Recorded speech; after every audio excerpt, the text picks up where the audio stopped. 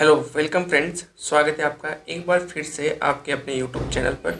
आज के सेशन में हम बात करेंगे 1 से 3 अक्टूबर 2025 के राजस्थान स्पेसिफिक करंट अफेयर्स, जो आपको Rajasthan competitive exams, RAS, REET, जितने भी टीचिंग एग्ज़ाम्स हैं, कर्मचारी चयन आयोग है, आरपीएससी, हर एक एग्ज़ाम के लिहाज से आपके लिए इम्पोर्टेंट रहने वाला है।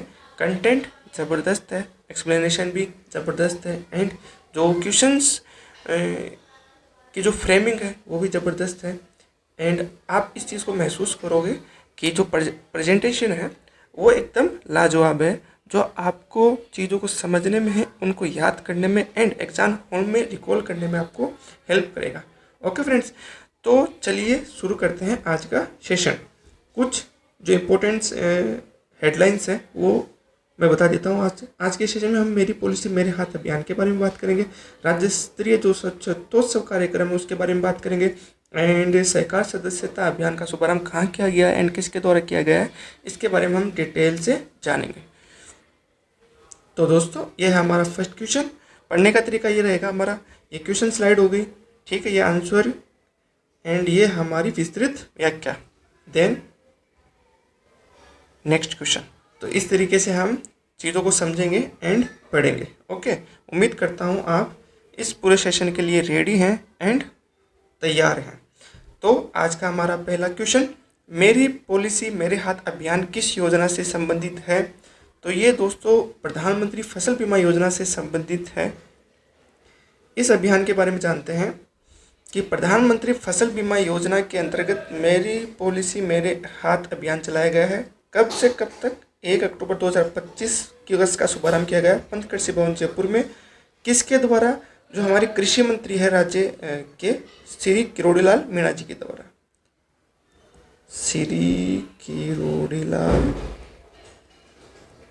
मीणा जी के द्वारा ये जो कृषि भवन है जयपुर, वहाँ इसका शुभारंभ किया गया। ठीक है, खरीफ सीजन 2025 में 8.7 करोड़ पॉलिसियाँ हुई। ठीक है, इनमें से 2.16 करोड़ पॉलिसियाँ कहाँ हुई? राजस्थान में, जो लगभग 25% है। वेरी इंपॉर्टेंट फैक्ट्स है, याद आ सकता है, याद रखना। इस अभियान का उद्देश्य क्या है? किसानों को बीमा पॉलिसी की जानकारी देना और प्रतिविवरण, यानी जिस किसानों की जो पॉलिसी हो गई है उसके बारे में जानकारी देना, उनके क्या लाभ हैं, एंड कॉपी ऑफ इंश्योरेंस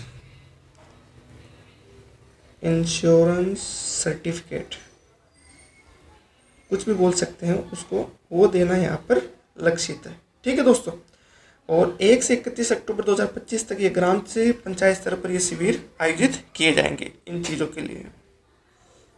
अच्छा, अब इसमें इस इंश्योरेंस में मुआवजा कैसे, कंपनसेशन कैसे मिलेगा? फसल न उगने पर 25% बीमित राशि का मुआवजा मिलेगा। ठीक है, यानी बीमित राशि अगर 100 है तो 25 रुपये फसल न उगने पर मिलेंगे। बेमौसम वर्षा, ओलावृष्टि, चक्रवात आदि से सुरक्षा मिलेगी। अब प्रीमियम दरें, ये इम्पोर्टेंट, कई एग्जामों में पूछा भी जा चुका है, सैकड़ों बार फिर से पूछा जाएगा। जो खरीफ फसल है उसके लिए 2%, किसका? सम एश्योर्ड का, यानी बीमित राशि का। ये किसको देना पड़ेगा? किसान को। बाकी किसको देना पड़ेगा? स्टेट एंड सेंट्रल गवर्नमेंट इसका एक्सपेंसेस बियर करते हैं। ठीक है, वो इसका खर्चा उठाते हैं। रबी की फसल में 1.5% किसान को देना पड़ेगा, बाकी गवर्नमेंट। एंड वाणिज्यिक बागवानी जो फसलें हैं उनमें किसान का जो प्रीमियम है वो 5% है। नेक्स्ट क्वेश्चन, हाल ही में जारी आंकड़ों के अनुसार राजस्थान में अपराधों में विगत 2 वर्षों में कितने प्रतिशत गिरावट दर्ज हुई है? दोस्तों, हमें पता है कि एनसीआरबी ने जो डेटा अभी रिलीज किया है वो 2023। ये जो मैं डेटा कर रहा हूँ ना, वो डीजीपी जो हमारे राजस्थान के हैं राजीव कुमार शर्मा जी,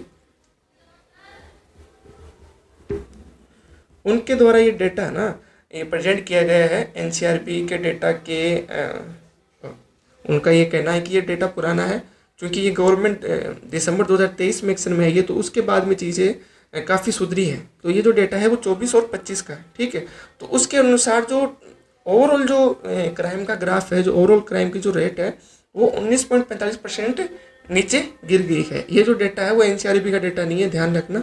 ये डेटा डीजीपी राजस्थान ने जारी करा है, यानी ओवरऑल ये राजस्थान सरकार का डेटा है। ठीक है, तो राष्ट्रीय अपराध record bureau NCRB national crime record bureau ने 2021-23 तक के आंकड़े जारी किए हैं। राजस्थान पुलिस ने 2024-25 में अपराधों की कमी की जानकारी दी है। समग्र अपराध यानी ओवरऑल अपराध राज्य में 2 वर्षों में 19.45% की गिरावट है। पारदर्शी और निष्पक्ष फ्री रजिस्ट्रेशन नीति का प्रभाव दिखता है। महिला अपराध की बात करते हैं। इस स्लाइड में जितना भी डेटा है वो डेटा राजस्थान पुलिस के द्वारा है। ये चीज़ आप ध्यान रख लेना, ये सारा डेटा राजस्थान पुलिस का है।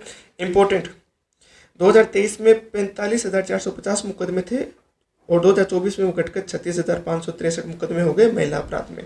यानी महिला अत्याचार प्रकरणों में 9.24% कमी। किसके अकॉर्डिंग? राजस्थान पुलिस के अकॉर्डिंग। और समाज विशेष के जो अनुसूचित जनजाति अपराध है, ठीक है, उसमें 8 जो 2023 में 8,449 थे वो अब 7,008 मुकदमे हो गए। और अनुसूचित जाति के अगस्त जो अपराध मुकदमे थे वो 2453 से 22,882 हो गए। ठीक है दोस्तों, यानी 2453 से 2282 मुकदमे। आर्थिक अपराध 2023 में 27,675 के मुकदमे थे, अब 27,637 मुकदमे हो गए। और इंडियन पेनल कोड और भारतीय न्याय संहिता, क्योंकि पहले इंडियन पेनल कोड था एंड 1 जुलाई 2024 से भारतीय न्याय संहिता जो लागू हो गई है, उसके अंतर्गत जो अपराध हुए हैं वो पहले 2023 तक तो 2,34,985, उनकी घट की संख्या होगी 2,13,352। अब उन्होंने जो कारण बताया है राजस्थान पुलिस ने इन मुकदमों में कमी का, वो है कि टीम राजस्थान पुलिस की प्रतिबद्धता और सरकार के ठोस कदमों का असर दिखता है। अपराध नियंत्रण व शिकायत निस्तारण में सकारात्मक परिणाम। Okay, next question. स्वच्छ भारत दिवस 2025 पर राज्य स्तरीय स्वच्छोत्सव कार्यक्रम कहाँ आयोजित किया गया? तो मेरे दोस्तों ये आयोजित किया गया जयपुर में। ठीक है, तो राज्य स्तरीय कार्यक्रम जयपुर में आयोजित किया गया और राज्यपाल हरिबाऊ पागड़े जी हैं वो इसके मुख्य अतिथि थे। सहकार सदस्यता अभियान का शुभारंभ मुख्यमंत्री भजनलाल शर्मा ने किस स्थान से किया? सहकार सदस्यता अभियान का शुभारंभ किसने किया? मुख्यमंत्री भजनलाल शर्मा ने। क्वेश्चन नंबर 1, फैक्ट नंबर 1, कहाँ किया? जयपुर में। यह हमारा fact number 2 and question number 2। मुख्यमंत्री भजनलाल जी शर्मा ने सहकार सदस्यता अभियान का शुभारंभ किया कहाँ? कॉन्स्टिट्यूशन क्लब जयपुर में। यह अभियान 2 अक्टूबर से 15 अक्टूबर 2025 तक आयोजित होगा। विशेष फोकस महिलाएं एवं युवाओं पर है। ठीक है, ऑब्जेक्टिव क्या है इसका? सहकारी समितियों की संख्या में 10% वृद्धि। ठीक है, एंड पैक्स विहीन 2158 ग्राम पंचायतों में नवीन पैक्स गठन करना। पैक्स क्या है? Primary agricultural credit societies. आगे इसके बारे में जानेंगे ये क्या करती है। आप ये डेटा याद रख लीजिए। इसका ऑब्जेक्टिव है सहकारी समितियों की संख्या में 10% वृद्धि एंड पैक्स विहीन 2158 यानी 2158 ग्राम पंचायतों में पैक्स का गठन करना। राष्ट्रीय दृष्टि देखते हैं। जुलाई 2021 में सहकारिता मंत्रालय की स्थापना की एंड जो इसके मंत्री हैं केंद्रीय, वो हमारे जो ऑनरेबल होम मिनिस्टर हैं श्री अमित शाह जी, वो भी सहकारिता मंत्रालय का कार्यभार देखता है, यानी सहकारिता मंत्री वही है। उनका मंत्र है सहकार से समृद्धि। लक्ष्य क्या है? 2 लाख बहुउद्देश्य पैक्स व अन्न भंडारण केंद्र अगले 5 वर्षों में बनाना। राष्ट्रीय स्तर पर यह लक्ष्य है, 2 लाख बहुउद्देश्य पैक्स व अन्न भंडारण केंद्र अगले 5 वर्षों में। सीधा पूछा जा सकता है, इंपॉर्टेंट।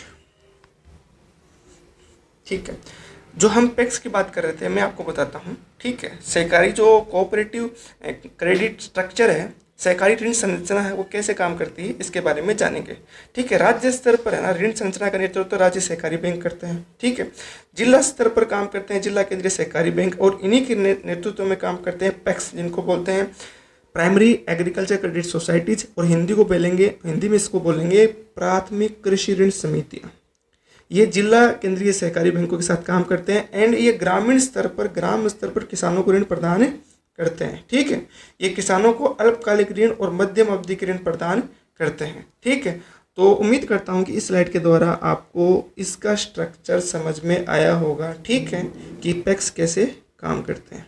ओके, राज्य स्तर पर राज्य सहकारी बैंक एंड जिला स्तर पर जिला केंद्रीय सहकारी बैंक, एंड जो ग्राम स्तर पर जो काम करते हैं जिला एंड राज्य सहकारी बैंकों के साथ वो करती हैं प्राथमिक कृषि ऋण समितियाँ, जो किसानों को अल्पकालिक मध्यम अवधि के लिए ऋण उपलब्ध करवाते हैं। नेक्स्ट क्वेश्चन, और ये इम्पोर्टेंट है, कौन सी खांसी की दवा बच्चों के लिए प्रतिबंधित है और हाल ही में राजस्थान में विवाद का कारण बना है? तो जो डेक्स्ट्रोमेथोर्फेन HBr सिरप है, ये इसकी वजह से ये अभी खबर में चल रही है कि ये दवाई बच्चों के लिए बना है और राजस्थान गवर्नमेंट ने इसके लिए एडवाइजरी भी जारी करी है और एक समिति भी बिठाई है जो इसकी जांच कर रही है। राजस्थान में निःशुल्क दवा योजना के अंतर्गत वितरित खांसी की सिरप को लेकर विवाद, भरतपुर और सीकर में 2 बच्चों की मौत की जांच की जा रही है। कौन सी दवा है ये? डेक्स्ट्रोमेथोर्फेन HBr सिरप है और प्रोटोकॉल के अनुसार ये बच्चों को ये दवा नहीं लिखी जाती है। इसकी निगरानी के लिए RMSCL ने 3 दिवसीय सदस्यीय कमेटी गठित की है। दवा का वैधानिक नमूना औषधि परीक्षण प्रयोगशाला में भेजा गया है। ठीक है, तो यहाँ पर ये जो दवा है इसका नाम आप याद रखिएगा। पूछ सकते हैं कि कौन सी दवाई कफ सिरप विवादों का कारण रही। ठीक है, इंपॉर्टेंट है।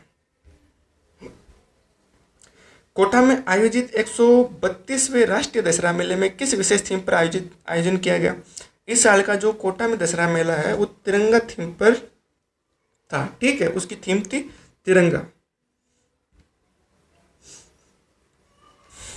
तो कोटा राजस्थान में 132वां राष्ट्रीय दशहरा मेला मनाया गया। मुख्य अतिथि थे मुख्यमंत्री भजनलाल शर्मा और लोकसभा अध्यक्ष ओम बिरला जी, जो बूंदी कोटा के सांसद भी है।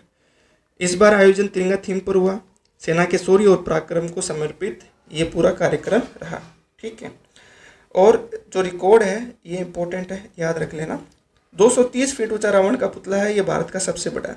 ठीक है, 233 फीट ऊंचा रावण का पुतला भारत का सबसे बड़ा। इसके लिए इसको India book of records and Asia book of records में दर्ज किया गया है। ठीक है, तो पुतले की रावण की ऊंचाई कितनी थी, कौन सी बुकों में उसको रिकॉर्ड बुकों में उसको दर्ज किया गया, ये इंपॉर्टेंट है। थीम क्या थी, पूरी की पूरी स्लाइड इंपॉर्टेंट है। ठीक है, और जो पारंपरिक रावण दहन है वो महाराव इज्या राव सिंह है, उनके द्वारा किया गया। ठीक है, पारंपरिक रावण दहन पूरा महाराव इज्या राव सिंह द्वारा किया गया। नेक्स्ट क्वेश्चन, 71वां वन्य जीव सप्ताह राजस्थान में कहाँ से प्रारंभ हुआ? तो ये हुआ नाहरगढ़ जैविक उद्यान, जयपुर से। 71वां वन्य जीव सप्ताह 71वां वन्यजीव सप्ताह का शुभारंभ नाहरगढ़ जैविक उद्यान जयपुर से पौधारोपण और रंगीन गुब्बारे उड़ाकर कार्यक्रम ये 2 से 8 अक्टूबर तक चलेगा। 71वां वन्यजीव सप्ताह 2 से 8 अक्टूबर 2025 तक चलेगा। मुख्य वन संरक्षक डॉक्टर टी मोहनराज और उप वन संरक्षक विजयपाल सिंह ने कार्यक्रम का नेतृत्व किया। मुख्य संदेश क्या है? वन्यजीव संरक्षण केवल कर्तव्य नहीं बल्कि सुरक्षित भविष्य की नींव है। ठीक है, इसके द्वारा से हम अपने भविष्य को सिक्योर कर सकते हैं। सप्ताह भर का आयोजन संरक्षण की नई ऊर्जा प्रदान करेगा। ओके फ्रेंड्स, तो माय डियर फ्रेंड्स, ये था आज का सेशन। उम्मीद करता हूँ कि आपको हर एक चीज़ समझ आई होगी, याद रहेगा, एग्ज़ाम हॉल में आप रिकॉल कर पाओगे एंड आप अपनी मंजिल को इस सेशन के द्वारा आप अपनी मंजिल की तरफ जरूर अग्रसर हुए होंगे, चाहे 0.001% ही क्यों नहीं हुए। ठीक है, इसी तरीके सेशन के लिए, इसी तरह के बेहतरीन कंटेंट के लिए आप बने रहिए।